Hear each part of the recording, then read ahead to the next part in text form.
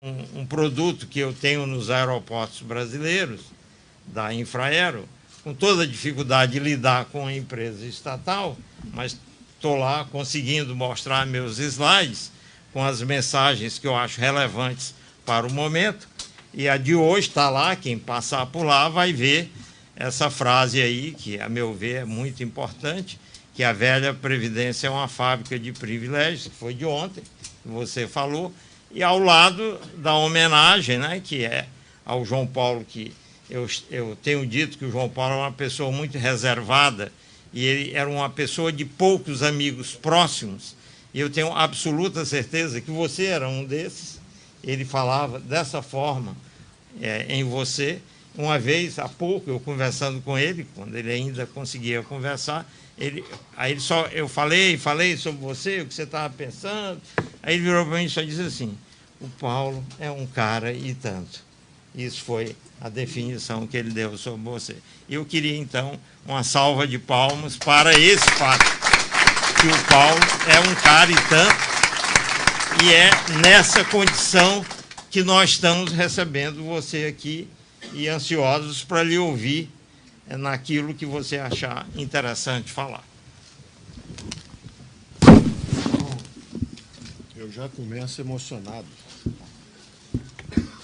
Sinceramente emocionado, porque eu não pude ir à despedida. E ele era um cara e tanto. Eu conheci o ministro. Bom, eu, como economista, naturalmente, eu acompanhava os três grandes da economia brasileira à época, que eram o Delfim, o Simons e o Veloso. E existiam outros também muito importantes de uma fase anterior, como o Celso Furtado, mas as referências acadêmicas para os mais clássicos ou ortodoxos como nós, acompanhávamos esses três. E foi muito interessante, porque nós tínhamos pontos de vista, às vezes, diferentes, às vezes convergentes, mas o respeito pelas pessoas, pelas ideias, era a marca do ministro.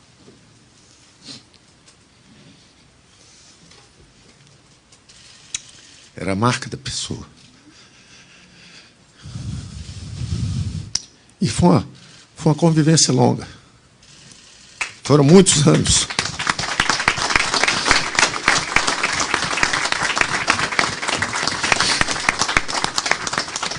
Esse desabafo não pude fazer lá, que eu não pude ir no dia da despedida. Eu me recomponho.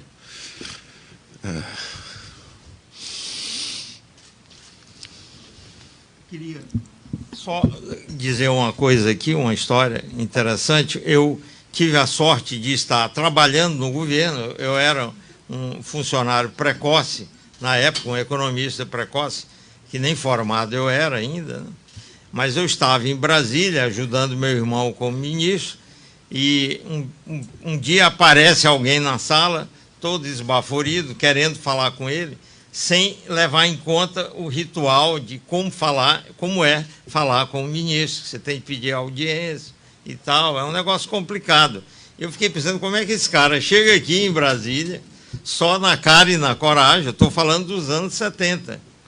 Eu não me lembro se você, na época, óbvio, estou falando da pessoa que está ao meu lado, em que estágio você estava da sua carreira profissional, de estudo. Aí você chegou e disse: não, eu preciso falar com o Veloso, eu tenho de falar com ele, eu tenho umas coisas para dizer para ele. Estou falando dos anos 70. A inflação tinha subido, era um absurdo, uns 30% por ano. Imagina, 30% por ano. Naquela época era considerado um absurdo. Depois era quase por dia, né?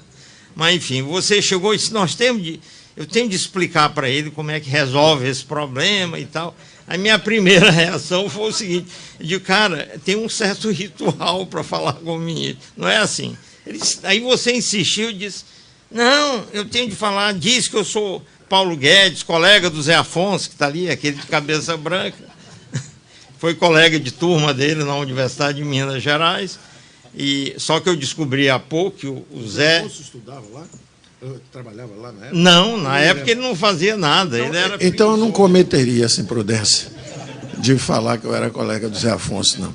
Isso aí você já está emocionado pela presença do Zé. Eu não me refiro assim. E também não me lembro de ter invadido isso, não. Você fez, mas eu posso ter ido para conversar exatamente sobre o IBMEC. Eu estava chegando de fora, o Simons, eu tinha que falar, teoricamente, com o Simons e com o Delfim. Deram as cartas de recomendação para que eu fosse para o IPEA ou para o IBMEC. O João Paulo, acho que tinha alguém que estava dirigindo o IBMEC à época, que era amigo ou do João Paulo ou do Delfim, tinha alguém. E aí me convidaram, tanto para o IPEA quanto para o IBMEC. Eu acho que se eu fui fazer agradecimento.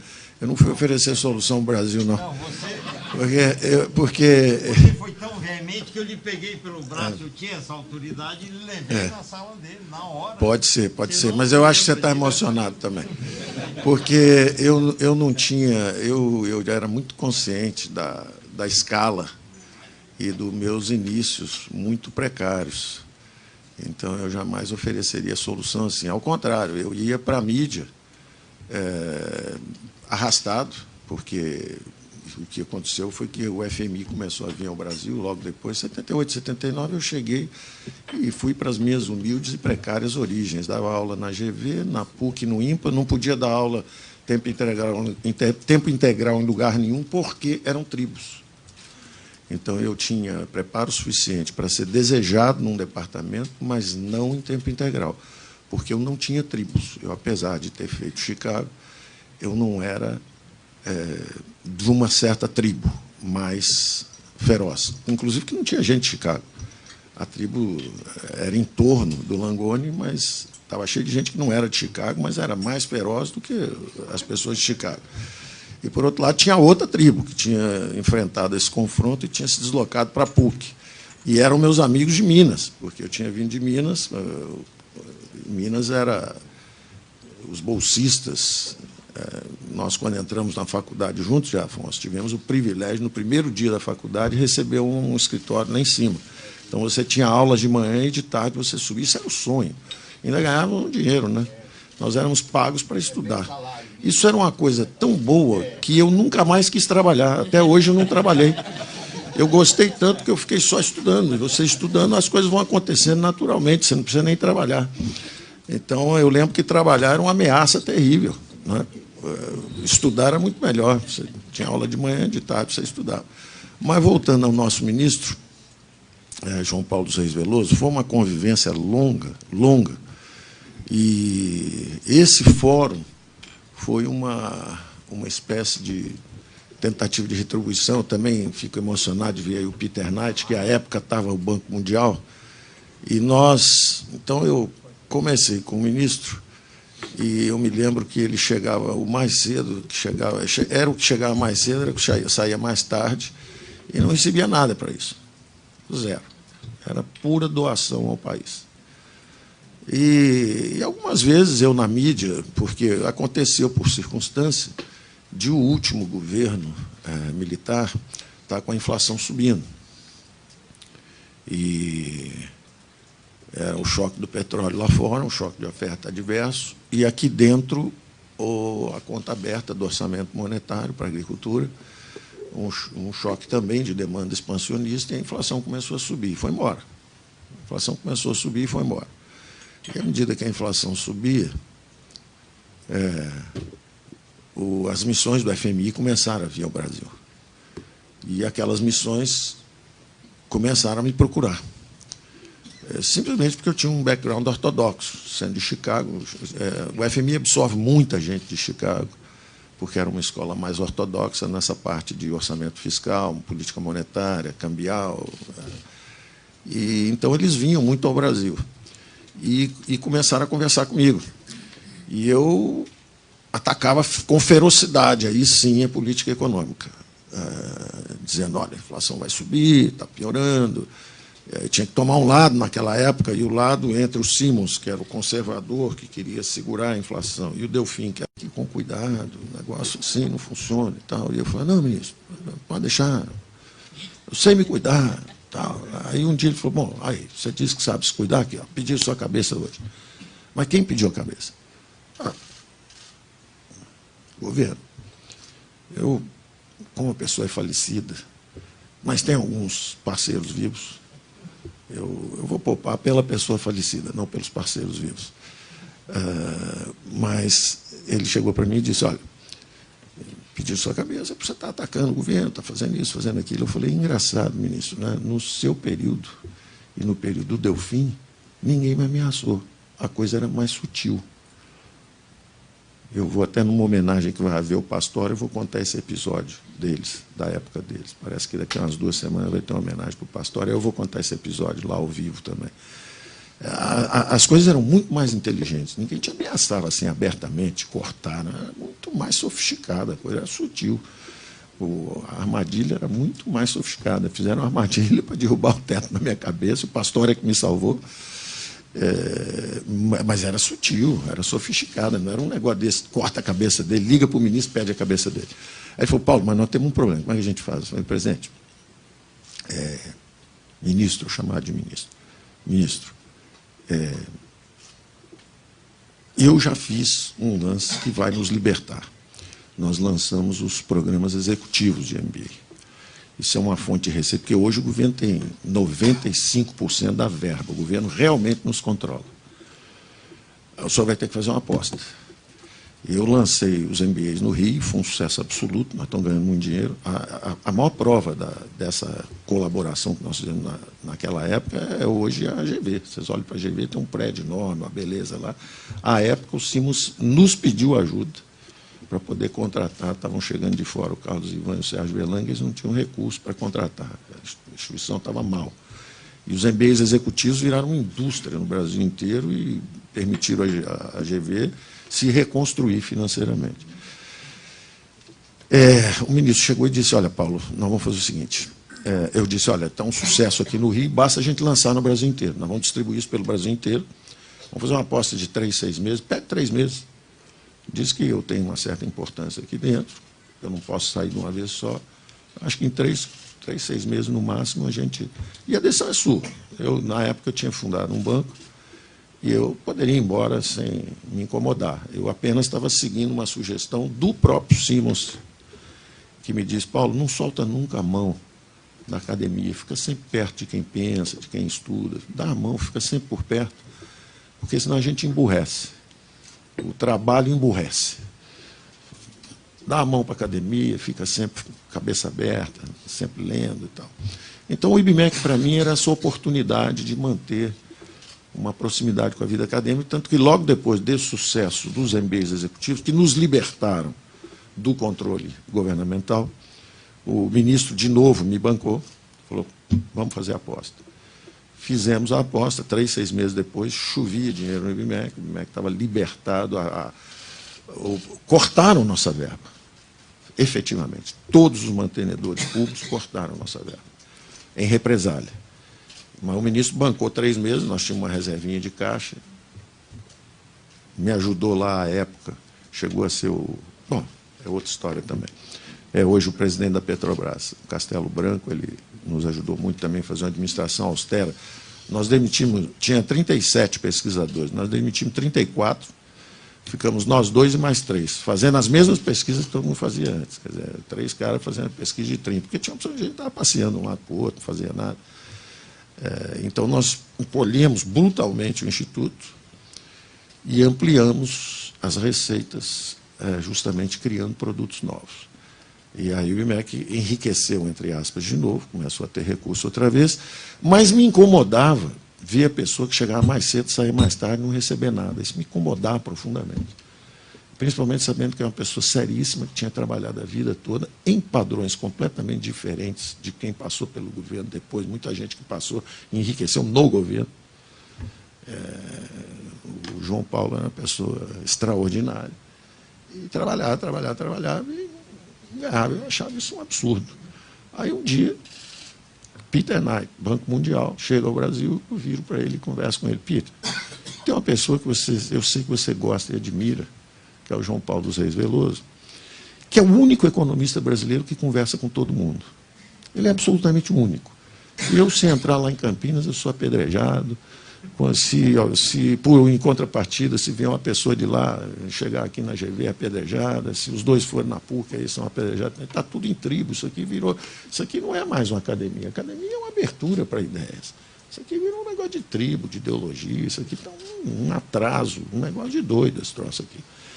E tem uma pessoa que pode reunir todo mundo. E o Brasil precisa desses vários ângulos, que eu, aliás, aprendi com ele.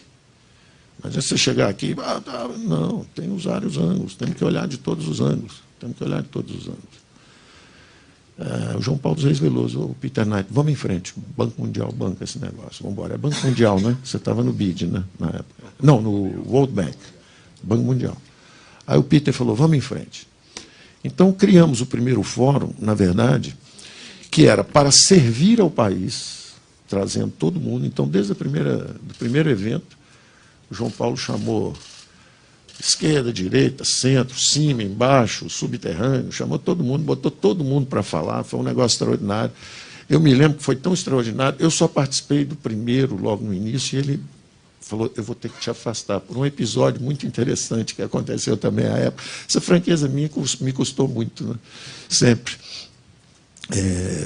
Ele me chamou e me colocou num painel onde tinha o presidente da Confederação Nacional Brasileira de Bispos, tinha um padre, tinha uma opção de gente, era um painel super interessante para discutir pobreza, fontes de pobreza, riqueza no país, etc.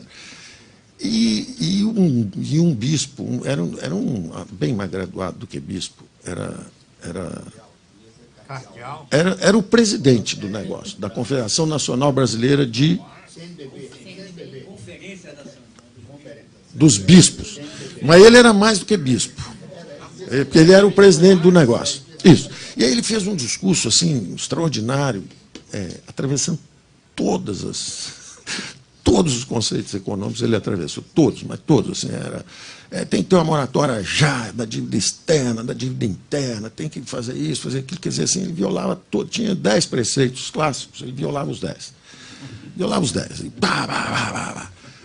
eu fiquei meio assim, em choque. Eu falei, bom, eu sei que isso aqui é para o povo, para o pessoal entender e tal, mas está virando um negócio meio estranho. Realmente, essa diversidade exige uma certa tolerância.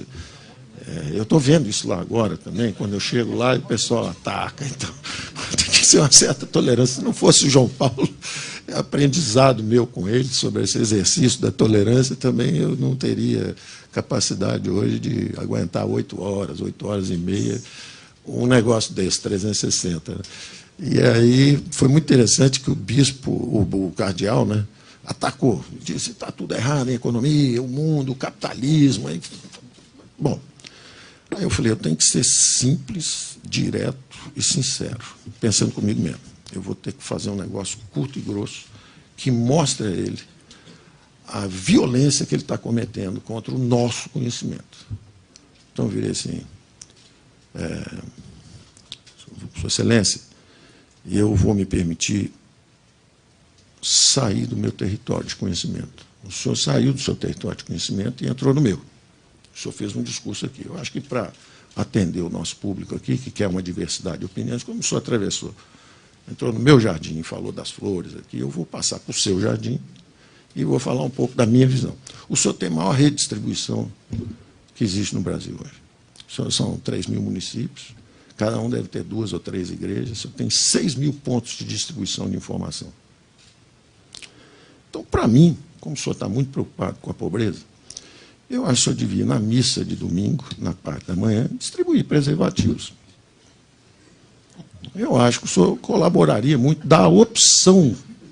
Como existe uma demografia perversa no Brasil, como os mais pobres têm 5, 6, 8 filhos, e os mais ricos têm 1 filho, 2 filhos, 3 filhos, as famílias estão... E isso é basicamente devido à falta de informação. Eu acho que na missa de domingo, se acabar a missa, o senhor distribui preservativos para todo mundo e tal. Eu tenho certeza que o senhor vai se sentir agredido, com o meu ponto de vista. Mas é mais ou menos como eu me sinto quando o senhor fala de economia. É só o que eu tenho a declarar. Eu não fui mais convidado. O ministro meu amigo, para me proteger, não me convidou mais para os próximos fóruns. Eu fiquei uns 10 anos sem ser convidado.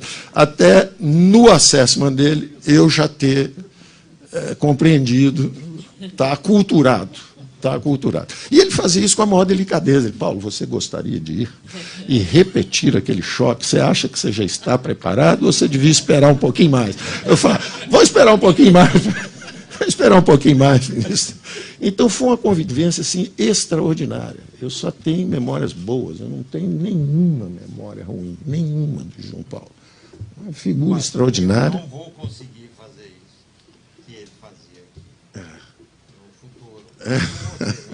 Uma figura extraordinária, uma figura extraordinária, uma figura extraordinária. Então, eu diria que é uma pessoa que nós vamos sempre nos lembrar pelas contribuições que ele deu ao Brasil. Eu estava pensando nesse aspecto de como ajudar todo mundo a trocar ideias, etc., mas confesso que o que me incomodava mais é ele, se eu chegar mais cedo, sair mais tarde, não recebia nada. Isso me irritava profundamente, porque estatutariamente nós não poderíamos pagar um salário a ele. Era estatutário, ele era o presidente do Instituto, e o presidente não podia, o vice-presidente executivo recebia. Indo até por menos tempo, porque como eu tinha fundado um banco, eu ia ao banco, durante 3, 4 anos eu passava a manhã no banco e só à tarde no IBMEC. E no futuro, evidentemente, claro, logo depois do tempo passou, eu abri mão do salário, não recebi mais nada, continuei dirigindo o IBMEC sem receber nada, mas me incomodava aquilo. Me incomodava, falava, isso é injusto esse troço, não está justo. Eu venho aqui de manhã, recebo um salário, porque estatutariamente está escrito, e ele está aí o dia inteiro e não recebe. Eu não sou muito formal, o negócio do estatuto, você se lembrou aí que eu entrei sem formalidade, essa parte é boa, mas o conteúdo eu não concordei, não, porque eu não tinha solução. Eu sabia da minha precariedade à época, do ponto de vista de poder oferecer soluções. Eu não concordo. Eu acho que você já sabia o que fazer. Eu tinha noções vagas, mas eu não. Mas eu tinha muito essa noção da hierarquia também, de que existia todo um. Eu vim de família de classe média baixa, então eu tinha essa noção toda de, apesar de ser sempre informal, eu fui sempre muito respeitoso das estruturas. Me incomodava, mas eu respeitava sempre. Então, eu tenho essa lembrança e quero agradecer ao Peter Knight, que agora nós já estamos, qual é a edição? 31, né? Então, você vê como 30 anos passam rápido. Você está igual ainda. Você tá tomando um elixir aí qualquer. O Peter, uma vez, num jogo Flamengo e Santos, uma decisão no Maracanã, a torcida do Santos jogava papel higiênico branco. Jogava papel higiênico, você lembra desse jogo? Era uma decisão de campeonato brasileiro e a torcida do Santos jogava um papel higiênico branco, porque a cor do Santos era branca. Jogava um papel higiênico. A torcida do Flamengo tocou fogo no papel higiênico. Então começou um incêndio no Maracanã, o povo correndo para tudo que é lá, a torcida do Santos jogava papel e a torcida do Flamengo tocava fogo. Jogava papel higiênico e tocava fogo. Ele virou, brasileiros são loucos, Paulo. Eles são loucos. Você lembra disso? Você lembra disso? Como pode isso? Vai incendiar. Eu falei, não, Peter, eles vão dar um jeito. They will handle it. They will cope. Você vê que isso não era nada perto do que veio depois. Inflação de 5.000%, moratória. Você vê que aquilo ali era só um treinamento de sobrevivência. E aí, voltando para o momento atual, esse aprendizado longo e com o nosso ministro, que me ajudou muito do ponto de vista de compreender esses vários pontos de vista e aprender, não é só compreender, aprender que depois, do lado de lá, tinha um padre realmente preocupado com problemas de pobreza, não sabia como atacar, nós estávamos melhor posicionados para atacar o problema do que ele, mas nós tínhamos que conviver com esse ponto de vista que, olha, espera aí, e os pobres, como é que é isso, como é que é aquilo, como é que ajuda? Isso tudo é um aprendizado longo. Mas, voltando ao Brasil atual, isso tudo me dá uma convicção muito grande do que eu sintetizo hoje como a dinâmica de uma sociedade aberta. O Brasil é tolerante, o Brasil é diverso, mas, acima de tudo, o Brasil é uma sociedade aberta. Não importa o que digam, a discriminação racial é muito menor no Brasil do que nos Estados Unidos, que é uma sociedade aberta. Não importa o que digam, os imigrantes foram realmente absorvidos no Brasil. Não é como nos próprios Estados Unidos, que é uma sociedade aberta, que você chega lá, tem o bairro, eu me lembro, em Chicago, tinha o bairro italiano, o bairro polonês, o bairro não sei o quê. Não, no Brasil, o italiano casa com o africana, mistura, o chinês vem, casa com o japonês, os dois... A turma quando tem uma briga, eu me lembro que uma vez tem uma briga enorme, foi na época da guerra, Israel e árabes, teve uma entrevista, o sujeito foi ali ao Saara, né? O repórter queria polêmica, né? Queria tocar fogo no negócio, chegou lá e a briga, Israel... Aí pegou um judeu e um árabe lá, e a briga, o que vocês estão achando? Eu falei, não, a gente briga muito aqui também, ele é Flamengo e eu sou Vasco. Isso aqui a gente briga demais aqui também. Então, o Brasil é isso. Não importa o que digam, não importa o que tentem construir, não importa o que, mesmo alguns inocentemente, pareçam estimular, a verdade é que o Brasil é uma sociedade aberta. E nos últimos 30 anos, os militares construíram uma infraestrutura. E os civis, depois da democratização, fizeram a inclusão dos pobres nos orçamentos públicos. Então, houve uma mudança de eixo. Em vez da infraestrutura com o governo central, através das estatais, fazendo os investimentos, a democracia brasileira democratizou os orçamentos públicos, puxou os recursos para a área justamente de capital humano, educação, saúde, foi para capital humano, saindo do capital físico, instalações industriais, equipamentos, rodovias. Então, Telebrás, Eletrobras, Siderbras, Nuclebras, Portobras, aquilo era um esforço de guerra para fazer, como foi dito também por um economista de esquerda, centro-esquerda na época, que era muito amigo do Reis Veloso, e eu também me dava muito bem com ele, que era o Barros de Castro. Era a economia brasileira em marcha forçada. Então, era a turma que fez os investimentos em infraestrutura, e deixaram para trás o capital humano. A redemocratização veio e puxou os recursos para o capital humano. Como houve um acordo político entre conservadores mais oportunistas e uma esquerda desequipada do ponto de vista econômico, essa transição levou muito mais tempo e está levando muito mais tempo do que seria desejável. Porque eles estenderam os recursos para a área social, mas esqueceram de cortar os privilégios do outro lado, esqueceram de cortar os subsídios, esqueceram de reduzir e simplificar aquela engrenagem. O desafio que eu digo, inclusive, é de como transformar a máquina robesiana do poder absoluto, de quem manda, que centraliza, que toma as decisões, numa máquina russoniana da vontade do povo. É de Hobbes para Rousseau. Como é que eu saio do comando central, dirigista, faz isso, faz aquilo, para uma máquina que é o seguinte, olha, tem que centralizar os recursos, que, aliás, a Constituição de 88, em 2 bons pontos, ela tentou. Primeiro, era natural, naquela época, carimbar os recursos, bota aí em saúde e educação, para mostrar o nosso compromisso com a área social, 1. E 2, além de carimbar os recursos, vamos descentralizar a execução. Vamos descentralizar a execução. Que era absolutamente brilhante e pertinente. E não conseguimos até hoje. Daí, na nossa campanha, nós falamos mais Brasil e menos Brasil. Nós vamos descentralizar a execução. Faz o menor sentido ter um super-ministro que tem um orçamento de 100 bi, 50 bi, 30 bi, não sei o quê, e quem foi realmente eleito, que é o prefeito e o governador, não tem dinheiro para nada. Não tem saúde, não tem educação, não tem saneamento, não tem segurança pública. Enquanto isso, tem um cara em Brasília decidindo fazer 14 estádios de futebol, com uma Copa que precisa de 8. O sujeito decide fazer a transposição do Rio Amazonas, se quiser, pode fazer também. Se quiser, eu quero um estádio para o Flamengo, surge um estádio em 10 minutos. Né?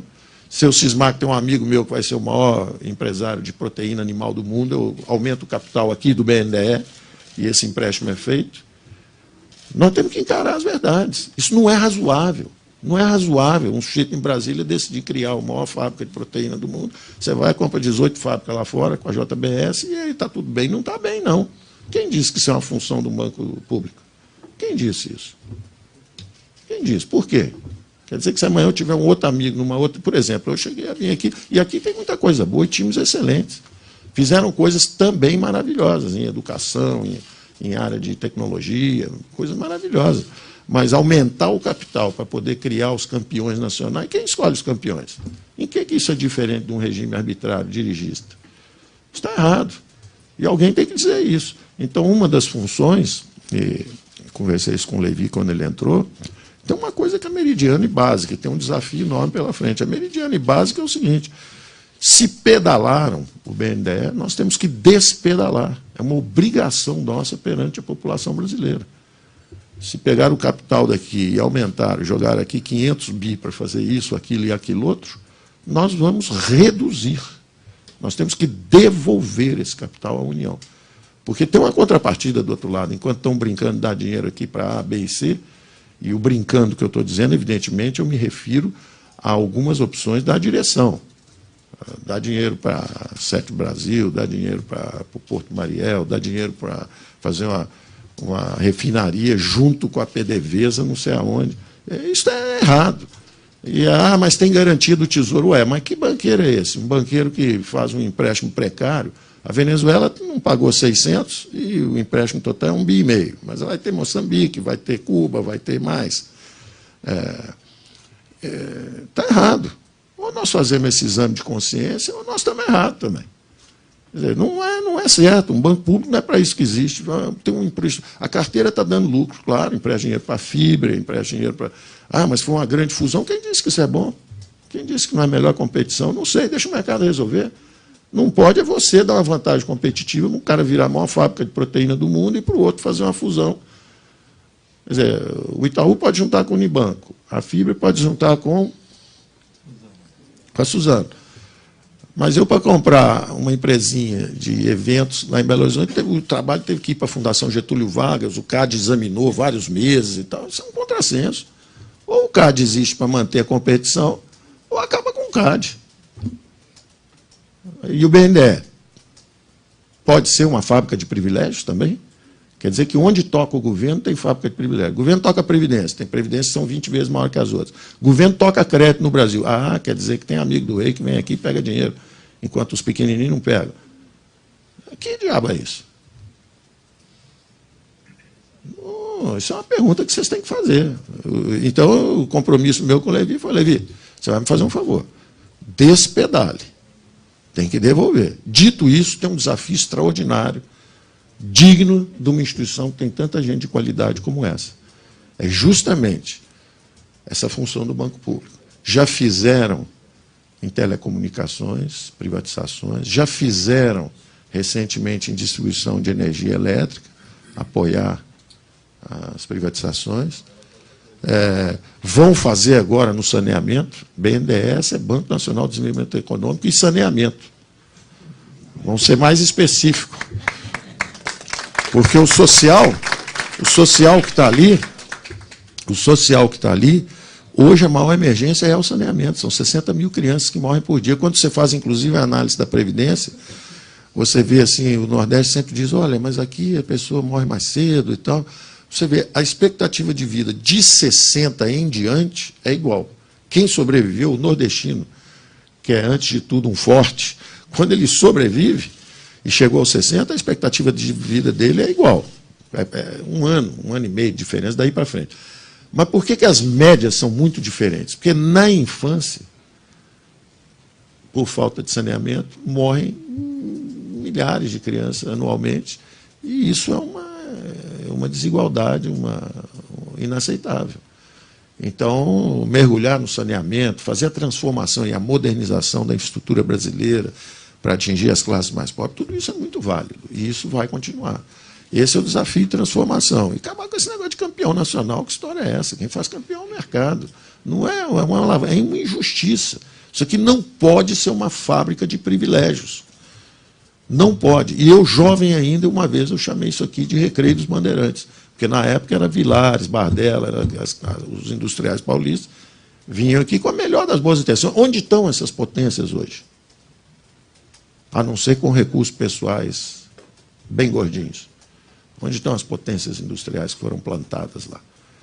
Então, tem que pensar sobre isso. Esse recurso público é para isso, principalmente naquela época, porque naquela época era dinheiro que não pagava a inflação. A inflação brasileira era 20%, 30% e pagava-se ao trabalhador brasileiro 6% ao ano. Então, era realmente uma transferência perversa de renda brutal. Você literalmente tomava dinheiro do trabalhador brasileiro e passava para os industriais paulistas. Aí eu, brincando, chamei de Recreio dos Bandeirantes. Eles vêm aqui passar o fim de semana ali no Recreio dos Bandeirantes, na Barra, fica no hotel, aí vem aqui, pega um dinheirinho e volta. Está bonita a festa. Então, nunca foi nada institucional contra o banco em si. É um dos melhores quadros brasileiros, reserva de capital humano, é extraordinário, quer dizer, tem capacidade para enfrentar esse desafio tranquilamente, tranquilamente. Vai fazer as privatizações, vamos acelerar as privatizações, vamos fazer os investimentos da PPI. Então, as privatizações são remanobrar e realocar os ativos já existentes. As PPIs vêm aí com as concessões, os novos investimentos, a infraestrutura. O BNDES vai estar firme lá também. Vai entrar em assuntos específicos como saneamento, vai entrar na reestruturação financeira de estados e municípios, que precisam se recompor, e vai ser com base justamente em receitas futuras que vão sair do pré-sal. Nós vamos fazer o Mais Brasil, Menos Brasília, descentralizando essas receitas futuras. É uma reforma fiscal importante, descentralizando recursos, e isso vai garantir pagamentos de empréstimos eventuais que vão ser feitos agora para a reestruturação dessas finanças de estados e municípios. O Plano Mansueto vai usar fortemente o apoio do BNDES também. E o BNDES tem que justamente usar essa qualidade de capital humano que tem aqui para desenvolver uma independência na avaliação dos projetos de utilidade pública mesmo, se é para ter o acesso ao crédito. Os subsídios foram reduzidos já, né? Até a demanda por crédito caiu também, porque a turma sabe onde tem mel, a abelha sabe onde tem mel para ir buscar. Então, naturalmente, a demanda é um pouco menor, mas não faz mal, esse é o desafio. Esse é o desafio. Nós vamos entrar em consórcios de privatização, de PPI, de reestruturação de estados e municípios, usar mais garantias e menos o crédito bruto em si. E eu tenho certeza que a casa vai sair muito mais forte do lado de lá. Porque os grupos, o Estado tem que ser basicamente isso, são grupos de excelência. Então, tem um grupo de excelência no Banco Central, que faz a estabilidade monetária, tem um grupo de excelência aqui, que vai fazer realmente a função de um banco público, de investimento, é o Banco de Investimentos da União, é sofisticado o suficiente para participar de todas as privatizações, de todas as reestruturações financeiras, coordenar esses grupos e esses sindicatos que vão fazer todas essas modernizações na estrutura brasileira, e, evidentemente, interromper coisas como quase acontecer agora, as we speak. Eu soube de um empréstimo de quase 300 milhões que ia sair para bancos. Nós íamos dar um empréstimo de 300 milhões para Bradesco, para Itaú, para não sei quem, mas isso é o fim do mundo. É o que eu disse, o Brasil tem 200 milhões de pato e 5 bancos. Aí os 5 bancos vêm buscar dinheiro público aqui. Não faz o menor sentido isso. Eu não quero nem saber qual é o ritual, não faz sentido, simplesmente não faz sentido. Não faz sentido. Então, tem que ser duro nisso. Vocês têm que proteger a casa. A população brasileira espera que vocês protejam a casa. E não que se esconda atrás de uma garantia de tesouro. Já que tem garantia de tesouro, presta dinheiro para Marte. Mas não tem nenhum marciano aí. Não, mas dá dinheiro, se não tiver, é do tesouro. Não é isso que a gente espera num quadro de qualidade como esse que está aqui. É que vocês nem um passo à frente mesmo e atuem e tenham independência institucional para dizer se é bom, passa, se não é bom, passa. Não passa. Que sejam os critérios, como usa lá o Peter no Banco Mundial, são técnicos de avaliação de projetos sociais, que sejam os critérios de maior eficiência, mas que não sejam os critérios de uma instituição privada, porque senão não precisa ter. Se o negócio é ter o maior lucro possível, emprestar com garantia do tesouro só para campeão, vocês estão fazendo o quê aqui? Além de garantir os próprios bônus e os próprios salários e as próprias dependências, instalações bonitas, boas, etc. A refeição aqui é melhor do que toda vez que eu lanchei aqui, foi melhor do que lá no Ministério da Fazenda. Lá você manda comprar uma gororoba ali em qualquer lugar. Aqui eu comi bem, viu? Eu vou até não devia falar isso não, porque eu fui bem tratado, fui muito bem tratado aqui. Um curto período de tempo que fiquei aqui, fui muito bem tratado. Tomara que tenha sido só uma exceção. Até isso aconteceu, estamos brincando. Bom, não vou falar demais. Então, eu acho que, olhando agora para o Brasil, dando uma... Pois é isso que eu queria ouvir. Isso é que eu queria ouvir. Nós também. Nós pagamos a nossa lá em Brasília e compramos fora. É porque você tem melhor gosto que a turma lá. Porque lá a gente compra... Ou isso, então. Mas adorei escutar isso, porque esse é o espírito da coisa. Então, eu, quando cheguei lá, tem uma casa ali no lago, quem morava lá era o... Não vou falar a pessoa também, porque era o favorito lá do presidente antigo. Então, mora aqui, uma casa, tem piscina, tem isso, tem aquilo. Eu chamei o Salim e falei, vende. Vende, bota na lista aí, vende esse troço. Casas no lago não é um negócio para o governo, não. Vende esse troço. Então, é um sinal de comportamento. A gente tem que dar um sinal de comportamento. É um sinal de comportamento. Bom, uma síntese rápida de para onde estamos indo, e aí depois abrimos para conversa, pergunta, qualquer coisa, ou para dar sequência, né? Porque vocês têm uma sequência. Eu já estourei, né? Eu termino em 5 minutos. Eu termino em 5 minutos. Uma síntese da situação atual. Para mim, a convicção de que estamos numa dinâmica virtuosa. O Brasil está aperfeiçoando suas instituições. Vocês veem que um governo que estava frágil, pegou uma inflação de 11%, levou para 3,70%. O governo Temer, final do governo Temer.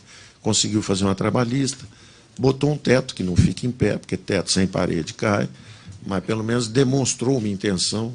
Foi, na verdade, um recurso para estabilizar expectativas. Foi um truque. Né? Bota o teto aí. Não fez a reforma, como é que garante teto? Tem teto nenhum. Vai estourar esse teto todo. Então, por isso que tem que atacar a reforma da Previdência, porque é a mais galopante, a que cresce mais rápido, que vai explodir o teto.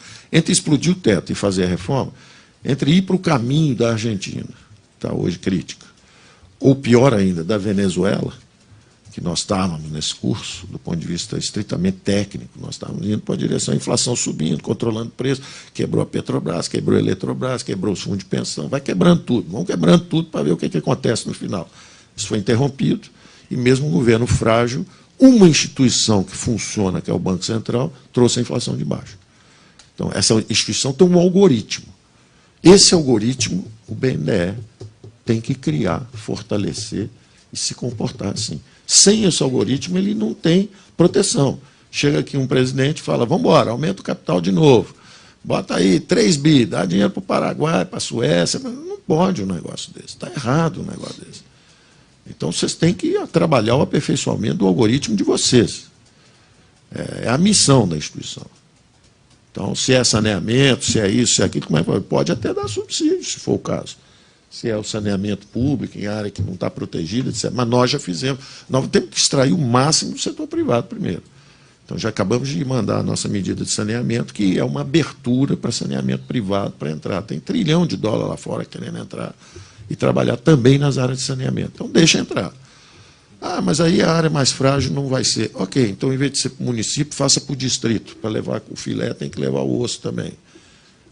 Agora, tudo bem, mas no semiárido do Nordeste, ali não tem nada, ali tem mesmo... Tudo bem, então, nesse caso, vamos fazer. Essa é política pública de verdade e legítima. Vamos fazer isso aí, vamos botar no orçamento do Tesouro esse subsídio, e o nosso veículo é o BNDE. Mas tem que ser tudo preto no branco, acertadinho e arrumado. É uma luta pelo país, onde cada um tem que fazer sua parte. Não é só ficar esperando a aposentadoria generosa enquanto ganha um belo salário e azar do Brasil. Não é esse o espírito, não pode ser esse o espírito. Senão não faz sentido ter o banco. Então, eu acho que essa exortação é que eu acho que está sendo feita e eu tenho certeza que tem capital humano e tem coração aqui suficiente para trabalhar nessa direção. Como um todo, nós, Brasil, é uma aliança de centro-direita. São conservadores nos costumes, liberais na economia, se juntaram ali em oposição depois de 30 anos de hegemonia social-democrata. É simples como isso. Não tem nada... é uma ameaça à democracia. Isso é brincadeira, de mau gosto. Levar essa mensagem lá para fora do Brasil, um negócio horroroso. Não tem nada disso acontecendo no Brasil. Não tem nada disso acontecendo no Brasil. Você é do tamanho do seu adversário. Tinha um adversário que era muito populista, desinteressado, muito interessado em negócios no andar de cima, um assistencialismo no andar de baixo, que deu bastante popularidade, legítimo, tudo bem, foi eleito, não tem problema nenhum, faz o que tem que ser feito. Agora, atropelou a lei de responsabilidade fiscal, caiu, impeachment. E aí o Banco Central, uma instituição funcionou, e a outra instituição funcionou também. E as instituições estão se aperfeiçoando. Então, a beleza da história brasileira, inclusive nos últimos 30 anos, o que foi? Começou a redemocratização. Como os economistas de esquerda não estavam, de centro-esquerda, não estavam preparados para o desafio dessa transição, não compreenderam corretamente, usaram controle de preços, usaram uma opção de coisa que não funcionou. Na verdade, congelaram sintomas. Congelaram o preço primeiro, depois congelaram ativo financeiro. Isso tudo uma turma que tinha boa estipe acadêmica, viu? Defendendo que não, porque a quase-moeda, precisamos congelar a quase-moeda, quebrar a inércia de preço. O discurso era todo arrumadinho, baseado na física, inercial, tinha todo um discurso arrumadinho para não meter a mão na massa. A mão na massa vão mexer nos privilégios. Se você quer estender o cobertor para a área social, vai cortar subsídio, vai cortar... Não pode fazer essa aliança entre conservadores oportunistas e uma centro-esquerda despreparada. Então, nós fomos para a hiperinflação mesmo. Foi o preço a ser pago por esses equívocos iniciais. Depois disso, todo mundo fez seu curso, né? Todo mundo, cada um teve tempo para experimentar bastante. Experimentou, errou, vai, volta, vem de novo, tenta outra vez. Eventualmente dá certo, né? Você repetir a mesma experiência de forma diferente até dar certo, um dia deu. Um dia começou a dar certo, numa dimensão. Mas as outras soltas ainda. Nunca houve um combate frontal baseado na mudança de regime fiscal. Foi sempre, a lei de responsabilidade fiscal veio no segundo mandato do Fernando Henrique, depois que o negócio já estava pegando fogo. E com o FMI fazendo twist of arms. Já foi assim. E porque o câmbio estava solto e o juro na lua. Eu sei porque eu estava do outro lado da cerca. Me beneficiando do juro na lua. Uma transferência brutal de renda para rentista. Errado, de novo, por falta da dimensão fiscal. Então, hoje, estamos todos os economistas mais ou menos na mesma direção. Todo mundo concorda que o regime fiscal é importante, que a reforma da Previdência tem que ser feita em todos os níveis. Os prefeitos, os governadores sabem que estão quase quebrados. Recebi uma enorme ajuda do meu amigo Raul para penetrar nessa dimensão da reforma. Temos nossas discordâncias, um ponto ou outro também, que eu acho que quem já ganhou um salário bom a vida toda, manteve estabilidade no emprego a vida toda, tem uma previdência muito generosa a vida toda. Aí, na hora que começa o fogo, ainda quer pegar as estatais e sair correndo e dizer que são deles, botar nos fundos estatais? Não, senhor. Se o governador de Minas pegar as estatais e botar no fundo do patrimônio são quantos eleitores em Minas? 10 milhões? Não, eleitores não, população. 20 milhões. Tem 20 milhões de mineiros. Aí você pega e funcionário público lá. 600 mil. Aí você pega as estatais, todas as estatais, e dá para esses 600 mil. 3% da população. Eu só estou entre os 97 milhões, falei isso com o Raul no primeiro dia que tratei com ele. Falei, olha, total apoio aos estados. Vamos estender a reforma da Previdência a estados e municípios, mas pegar as estatais, 3% da população, e sair correndo, eu denuncio como crime. Estão roubando os mineiros. Pegaram as estatais e fugiram. Já ganharam salário. Na hora que toca fogo na Previdência, vai tocar fogo em todo mundo junto. Todo mundo é brasileiro, dá a mão e fica. Tem esse negócio. Toda vez que quebra algum fundo de uma estatal, inclusive de fundo de pensão, por isso que a turma capricha e quebra toda hora, a empresa vai lá, geralmente um monopólio, vai lá e capitaliza o fundo de novo. Ah, não, mas nós também botamos o nosso. Tudo bem, mas por que em vez de ficar botando de vocês e o nosso, da população brasileira, por que vocês não vigiam o uso desse negócio? Vocês são funcionários públicos, vocês são responsáveis pela administração dos recursos públicos. Você não pode deixar tocar fogo porque tem uma garantia da União, porque tem isso, tem aquilo. Não. Toma conta desse negócio, assuma a responsabilidade, dá um passo à frente. Ah, mas aí o governo demite a gente. Opa, vai para a mídia, denuncia. Tá? Então, vivemos numa sociedade livre, isso vai ser um escândalo. Isso vai ser um escândalo.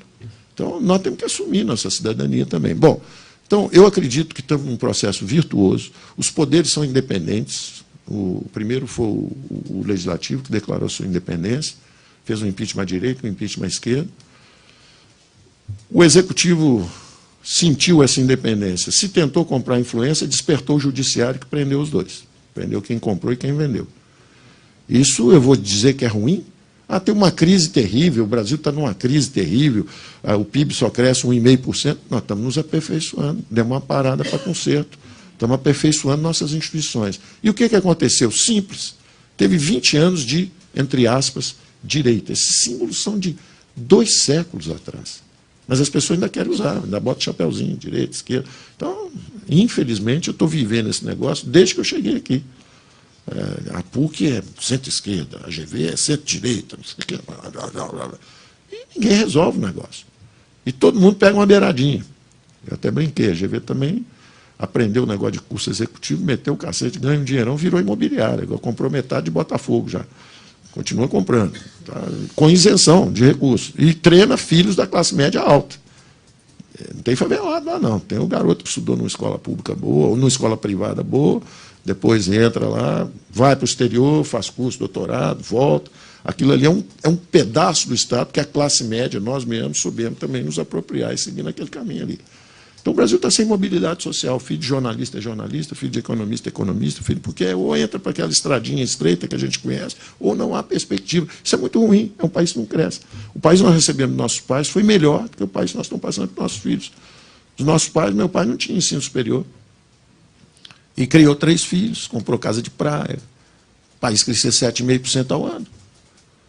Então, nós estamos fazendo um mau trabalho. E nós temos que ter isso em mente quando vamos trabalhar. Nós temos que melhorar a coisa. Independente se é esquerda ou direita. Eu aprendo quando vou lá e vejo, BCP não, BCP é o Nordeste, o pobrezinho. Eu falo, esse aí talvez caia. É a função, é a parte do jogo. Né? Por outro lado, não, porque não, chega lá em Brasília, os caras estão gastando, dizem que até quase 100 milhões para os corporativistas, para não deixar a reforma passar. E aí nós temos alguns heróis aí, como o Rolim, como o Bianco, como caras que estão sentando lá e cortando na própria carne, falando, não, isso aqui, nós vamos ter que mudar isso aqui, mexer aqui. Eu agradeço profundamente, e esses são os brasileiros de verdade. O resto está querendo usar o Estado para tirar um pedaço. Então, eu estou muito otimista com o processo, com a dinâmica de uma sociedade aberta. O Brasil era um país que crescia durante 30, 40 anos, cresceu 7,3%, 7,4% ao ano, cresceu mais do que o Japão, começou a descer, no final do governo militar já está crescendo 5% ao ano, os civis se perderam no início, levando para 2 hiperinflações, caindo para 2,6% ao ano, 10 anos, durante os anos 80, e atualmente, nos últimos 8 anos, crescemos 0,6%. Então, não é um negócio, não é um ligar a chave e sai voando, não existe isso. Nós fizemos muita bobagem, nós descemos, acabou o crescimento econômico brasileiro. Então, houve uma eleição agora, veio a centro-direita. Você precisa das 2 pernas para caminhar. Você precisa das 2 pernas. Então, agora a centro-direita fala, tem que botar esse troço para crescer. Tem que segurar um pouco os gastos públicos, que cresceram sem cheque nenhum, porque os militares tinham uma filosofia também estatizante. Depois, entre os civis, continuam gastando e não corta lugar nenhum, explodiu. Hiperinflação, moratória externa, nós fomos até o inferno. Aí descobrimos que existe Banco Central. Aí nos livramos da hiperinflação, mas entramos no endividamento em bola de neve. Nos últimos 10 anos, a dívida foi de 1,8 tri para 5,3 tri. Então ninguém pode dormir tranquilo, não. Cada filho que nasce já nasce devendo. Esse 5,3 tri é a dívida explícita. Aí você bota a implícita, que é, por exemplo, a Previdência, você já está falando que qualquer menino que nasce já nasce condenado. Por falta de coragem nossa, contemporâneos. Nós não queremos fazer o sacrifício. Nós estamos jogando para os nossos filhos o desastre. Quando eles chegarem, não tem emprego, não tem crescimento, não tem nada, e eles é que vão pagar a nossa conta. Isso é uma irresponsabilidade, é como eu vejo. Tá certo? Então, eu só posso estar, por enquanto, otimista. Aí você mas você está sozinho lá em Brasília. Quando cheguei lá, não, você está sozinho. Não estou sozinho, não. Tem um processo que eu sei que está a nosso favor. Os poderes são independentes. Quando alguém transgride, o outro poder vem impune. A imprensa se apaixonou pelo establishment. Ela também sofreu a ruptura, porque aí as redes sociais elegeram um cara que gastou menos de 3 milhões de reais. Tipo assim, ninguém manda no Brasil. A gente está achando que é hora de televisão? Fica nessa aí. Não é isso, não. A população está madura. As pessoas estão maduras. Cada um tem que fazer o seu papel. Quem não fizer vai pagar seu preço. Porque está todo mundo de olho. Não tem, é uma sociedade aberta. Nós esperamos que funcione, que cada um faça o seu papel. Então, eu estou otimista. E, ao contrário, quando cheguei lá, achando que, bom, a chance é baixa, é o contrário. Eu estou vendo que vem um, vem outro, vem mais um, está andando, o negócio está pegando velocidade, porque eu estou consciente do papel que eu tenho que exercer. Eu não estou fazendo coisa que eu penso, que eu acho. Não, eu tenho que fazer coisa que tem que ser feita. E eu estou sentindo que todo mundo entende que tem que ser feito e todo mundo está apoiando. Então, o apoio está aumentando. Está aumentando. Se eu cheguei lá achando que eu ia trombar numa parede, ao contrário, tá, eu só não vou achar que as águas estão abrindo. Eu só não vou achar que é por minha causa, né? Igual os egípcios correndo atrás do... que daqui a pouco a água fecha. Eu sei que é um troço maior que está atrás. Eu não vou chegar lá e entrei aqui, a água abriu, estou atravessando, está ótimo. Não, eu sei que é esse processo maior que está por trás. Então, a própria mídia já aderiu a agenda econômica, exatamente como em costumes é mais controverso, ela parou, mas na agenda econômica a convergência é total, está vindo todo mundo. Então o Congresso também já está vindo devagar, os problemas de articulação política existem, é evidente, mas estão acontecendo, estão se desenvolvendo, só está levando mais tempo por isso, porque tem um problema, um choque natural, uma turma que está chegando nova, com a bandeira, quer dizer, não se faz mais como se fazia política antigamente. Como é que é o jeito? Ninguém sabe. A gente só sabe o que está proibido. Esse é um bom modo de começar.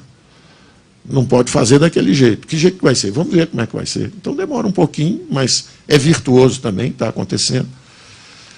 E nós temos aí nossa agenda, primeiro a Previdência, acabou a Previdência, nós entramos no Pacto Federativo, imediatamente, para dar aos políticos uma agenda construtiva, porque essa é uma agenda difícil. Por que eu tenho certeza que nós vamos aprovar isso relativamente rápido? Porque todo mundo sabe que é necessário. São brasileiros acima de tudo. Ontem tivemos reunião com governadores do Nordeste, todos sabem que tem que ser feito. Só falam, olha, protege aqui um pouco, tira um pouco ali, não deixa isso, não deixa aquilo, mas sabem que tem que ser feito. Já tive também com prefeitos a mesma coisa. Então, são coisas que nós faremos como brasileiros. Isso vai estar aprovado. E nós vamos liberar para uma pauta positiva. Você imagina, até a oposição vai se beneficiar de pegar de julho desse ano a outubro do ano que vem, que é quando tem eleição, ficar falando de descentralização de recursos, mais dinheiro para o Estado e município, mais para a saúde, para a educação. Isso é uma pauta extraordinariamente positiva. É o Pacto Federativo. Né? Tem algumas coisas até mais avançadas que nós vamos propor do ponto de vista de desvincular, desindexar, eu até me esqueço, é tanto que tem que fazer, porque é desfazer equívocos. Né? Então, desamarrar, tinha um outro que era importante também, era desvincular, desobrigar, né? Porque assim, tem 280 fundos, tem fundo que 6 caras criaram, fundo para criar jabuti. O pessoal que criou já morreu, os lobistas já morreram e o fundo está lá. E como não está ninguém criando jabuti, o dinheiro está parado. Você tem que desobrigar esse dinheiro, deixar esse dinheiro andar. Tem prefeito no interior de São Paulo dizendo para mim, falando assim, olha, eu tinha 6 irmãos. As famílias eram pobres e tal. Só que o interior de São Paulo cresceu, ficou rico, etc. Agora cada um dos meus irmãos tem 2 filhos, tem um filho. Então está sobrando dinheiro para a educação e faltando dinheiro para a saúde. E eu não posso transferir. E eu sou obrigado a gastar em educação, então eu fico comprando porcaria. Eu troco 3 vezes de uniforme, num ano eu compro 3 vezes, 4 vezes, senão eu sou preso. Eu quebrei a lei, porque pela lei eu tenho que gastar esse dinheiro. Então eu sou obrigado a fazer coisa errada do lado de cá, quando está faltando dinheiro para fazer coisa certa do lado de lá. Então a minha conversa com eles é o seguinte, senhores, assumam o protagonismo. Assumam o protagonismo. Foi racional carimbar o dinheiro 30 anos atrás. 30 anos depois, vocês são maduros. Em vez de ficar vindo a Brasília para tentar uma beiradinha numa estatal, para desviar recursos, para cuidar da reeleição, se não for preso pelo Sérgio Moro, vamos fazer um negócio mais construtivo? Vamos assumir 1,5 trilhão de recursos da União para votar todo ano? 1,5 trilhão. Vocês ficam vindo aqui pedir uma emenda impositiva de 5 milhões. 500 candidatos, né, 500 parlamentares, com 5 milhões cada um, dá uma merreca.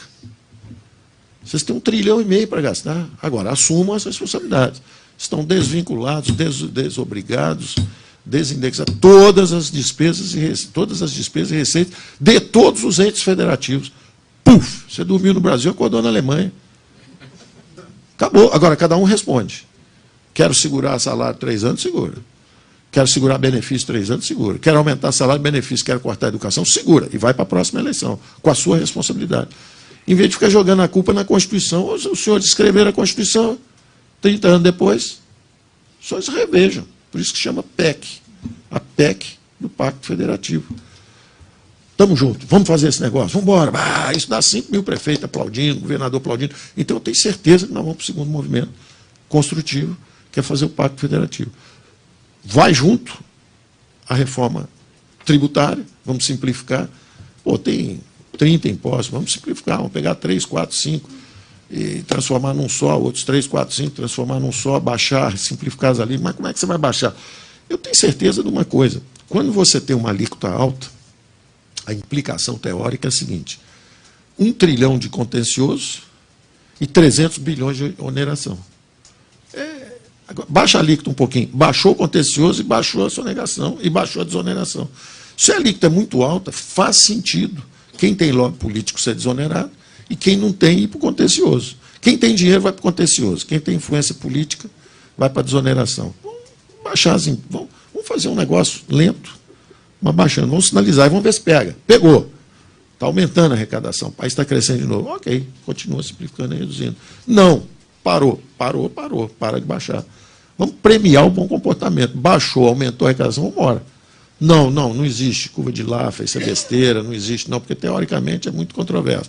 Mas chegou no Brasil, eu tenho certeza que nós já passamos da curva de Laffer há muito tempo, porque realmente o negócio é absurdo, são 50 impostos diferentes. A minha geração já desistiu, eu tenho pelo menos 50 ex-sócios que vivem no exterior.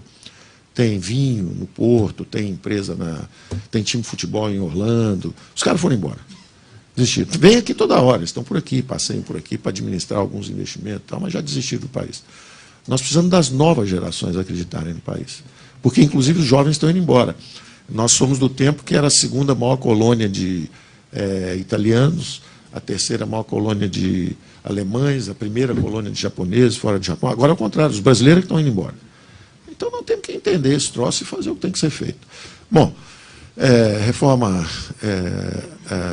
a reforma da Previdência, eu deixei mesmo um clima de fla-flu, é tudo ou nada, porque é isso mesmo. Se não tiver essa, não adianta ficar, vou reduzir desoneração, esquece.